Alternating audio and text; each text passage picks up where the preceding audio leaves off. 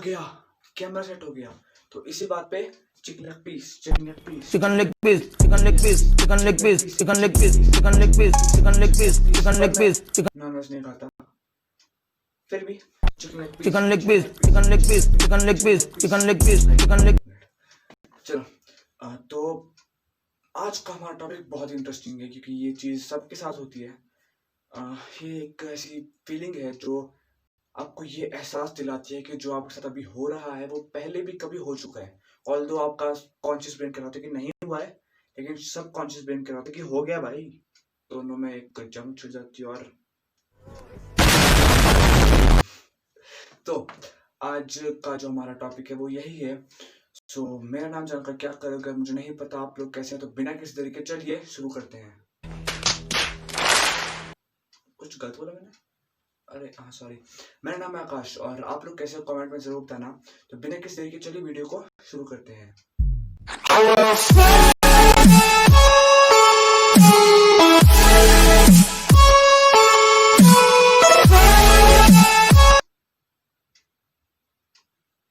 क्या? अच्छा वीडियो। तो ये टॉपिक है, ये बहुत मजेदार है। आई होप कि आपको वीडियो पसंद आए, इसलिए आप पहले लाइक कर दो या फिर मत करो, आपकी मर्जी है। आपको वीडियो पसंद आती तो लाइक कर देना, नहीं आती तो मत करना, इसे कर ही देना यार। और सब्सक्राइब भी कर देना और कमेंट में जो मैं पूछता रहा हूँ बस लिखते रहना। ये जो फीलिंग है, पहले तो आप बताइए कि कमेंट में शेयर करिए कि क्या ये फीलिंग आपके साथ पहले कभी हुई है? नहीं। ऐसे कैसे हो सकता है? चलो जो भी है, मैक्सिमम लोगों के साथ होती है फीलिंग, कुछ लोगों के साथ नहीं होती है, लेकिन फिर भी इसके बारे में जान लोगे तो बेटर रहेगा। तो इस फीलिंग का जो नामकरण है, मतलब जो इस फीलिंग का नाम है, उसका एक स्पेसिफिक नेम है डेजा वू। पहले मुझे लगता था कि ये जो सुपर पावर है, जब मैं छोटा था, ये सिर्फ मेरे पास है, लेकिन अब पता चला कि सभी के पास होती है। तो इस फीलिंग का नाम है डेजा वू और ये काफ़ी सारे लोगों के साथ होती है। और कई बार तो कुछ लोग ऐसे होते हैं मेरे जैसे, जो पूरा दिन इस बारे में सोचते रहते हैं कि ये हुआ था या नहीं हुआ था। और बस यही है फीलिंग ये। तो ये क्यों होती है और कैसे होती है और कब कब होती है, इस बारे में आज हम जानेंगे। और साइंटिस्ट या डॉक्टर्स ये भी कहते हैं कि अगर आपके साथ ये फीलिंग बार बार हो रही है तो आपको किसी डॉक्टर को कंसर्न भी करना चाहिए। मतलब रेगुलरली हो रही है, हर दिन हो रही है या हर हफ्ते हो रही है, हर महीने हो रही है, उसमें कोई प्रॉब्लम नहीं है, शायद से है। मतलब अगर आपको फ्रीक्वेंटली प्रॉब्लम हो रही है तो आपको डॉक्टर को कंसर्न करने की ज़रूरत बिल्कुल है। तो इस फीलिंग की मेनली है तो बहुत सारी थ्योरीज, लेकिन आज हम सिर्फ 3 चीज़ों के बारे में बात करेंगे। पहली कि बुद्धिज़्म, जिन्होंने इनका नामकरण किया है, वो क्या कहते हैं इसके बारे में, बुद्धिज़्म जो क्या कहता है इस फीलिंग के बारे में। सेकंड, साइंटिस्ट क्या बोलते हैं इस फीलिंग के बारे में। और तीसरा कि मैं क्या बोलता हूँ। हाँ, जो मैं बोलता हूँ वो मैटर करता है या नहीं ये मुझे नहीं पता, लेकिन फिर भी व्यूज दे सकते हैं अपने अपने। आप एक कमेंट में लिख देना कि आप कौन सी चीज़, इन तीनों में से कौन सा जो आइडिया है सबसे बेस्ट लगा, और आप अपने आइडिया भी कमेंट में शेयर कर सकते हैं। तो ये जो फीलिंग है, पहले बुद्धिज्म इसके बारे में क्या कहता है ये जान लेते हैं। वो कहते हैं कि जो फीलिंग है ये इसलिए होती है क्योंकि हमारे साथ जो पिछले जन्म में हो चुका है वैसा ही थोड़ा बहुत इस जन्म में रिपीट हो रहा है, या फिर वैसे बिल्कुल सेम इस जन्म में रिपीट हो रहा है। और मैं इस थ्योरी को नहीं मानता क्योंकि बुद्धिज्म इसको पुनर्जन्म से रिलेट कर रही है, और मैं पुनर्जन्म को नहीं मानता। इसका एक और रीजन है, लॉजिकल रीजन मैं बोलता हूँ। एक बार एक हॉरर गेम है, बहुत ही ज़्यादा हॉरर, मैं उसको खेल रहा था और मुझे फीलिंग आई कि जो ये गेम है ना, मैंने पहले भी कभी खेल ली है, और ये जो हो रहा है गेम में ये पहले भी मेरे साथ कभी हुआ है। मैं उस वक्त काफ़ी छोटा था एक्चुअली, हॉरर गेम थी वो एक, और काफ़ी डरावनी थी, नाम मुझे उसका याद नहीं है बिल्कुल भी। तो पुराने ज़माने में, चलो मान लेते मेरा बर्थ 2005 में हुआ था, 2005 से पहले वीडियो गेम, वो भी हॉरर, मानना थोड़ा मुश्किल है। तो इसलिए मैं इस थ्योरी को नहीं मानता। सेकंड कि साइंटिस्ट इसके बारे में क्या कहते हैं। साइंटिस्ट ने तो बहुत सारी थ्योरीज दी इसके बारे में, लेकिन आज हम 2 के बारे में बात करेंगे, या फिर जितनी मुझे याद है उनके बारे में। तो साइंटिस्ट कहते हैं कि हमारे ब्रेन में कुछ इलेक्ट्रिकल डिस्चार्ज होता है जिसकी वजह से फीलिंग होती है, और इसलिए हमें डॉक्टर को कंसर्न करना चाहिए। और कई साइंटिस्ट तो ये भी बोलते हैं कि जो फीलिंग है ये एक ग्लिच है। ग्लिच मतलब समझते होंगे आप, गेम खेल रहे हो कुछ उसमें एरर आता है, दैट इज ग्लिच। या फिर आप कंप्यूटर चला रहे हो, कंप्यूटर बीच में हैंग हो गया, वो भी एक ग्लिच है। वैसे ही ब्रेन में भी कुछ ग्लिचेस होते रहते हैं हमारे साथ, और ये फीलिंग उन्हीं ग्लिचेस में से एक है। That's why you should concern doctor. तो ये 2 साइंटिस्ट की थ्योरीज थी कि वो क्या कहते हैं और बुद्धिज्म इसके बारे में क्या कहता है। ऑल्दो ये दोनों बहुत ही ज़्यादा ऑपोजिट हैं, लेकिन फिर भी आपको क्या मानना है वो आपकी चॉइस है।